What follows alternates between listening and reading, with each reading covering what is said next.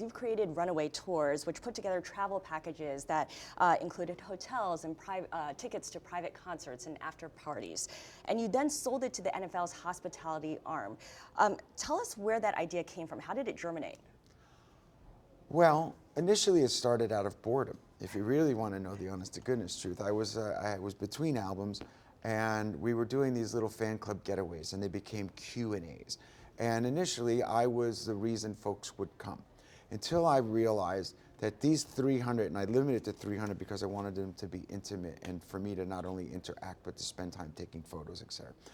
I realized I was really just becoming a tent pole for folks to get together, befriend each other for the rest of the year, and then ultimately we created these travel packages. So just this year alone, we've taken people from Dublin to London to Toronto to New York and a variety of other places. So this business became a place for people to think of it as a cruise on land. They could go visit places in the world with a common thread of their favorite entertainer, whoever that might be, and come together in this place. I was doing a lot of business with the NFL already anyhow, and they were spinning off a business and came to me and asked me to be a partner in it, and it's called On Location. And what we were doing was taking tickets out of the hands of brokers and getting them back to fans where they were transparent. And when I told the league, I said, guys, you have to think outside the parking lot. I had their undivided attention. How do you make these events, whether it's live concerts, whether it's games, or the tailgate party at the parking lot, inclusive yet accessible? Because there's different levels. There's different levels. They are out of control. Now, in truth, it's not for everybody. There are some people that have access to A and some people who have access to C. But that is a price point, and that is, yes, that is the truth. But we offer transparency, and here's a great example of why On Location is so great. The shorting of tickets just a couple years ago when my Patriots played against the Seahawks in Arizona.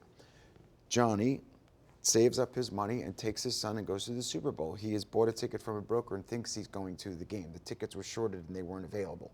And Dad's disappointed and the son's heartbroken. We're telling you months in advance where your seats are, what you paid for them, and how you got them.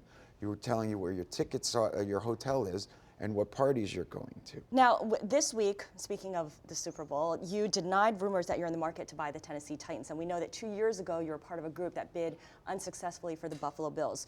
Are you in the market to buy an NFL team? Sure. Yeah. I, along with 2 other partners, did make a bid, a substantial bid for the Buffalo Bills. We ultimately didn't get it. It was a sealed bid, sole reason why, in truth, we didn't get it. The Tennessee Titans are not for sale. Quite simple. The team is not for sale. Well, why is being an NFL owner a logical step for you down the road? I love the game and I love the business of the game. And I do believe that I have something unique to bring to it.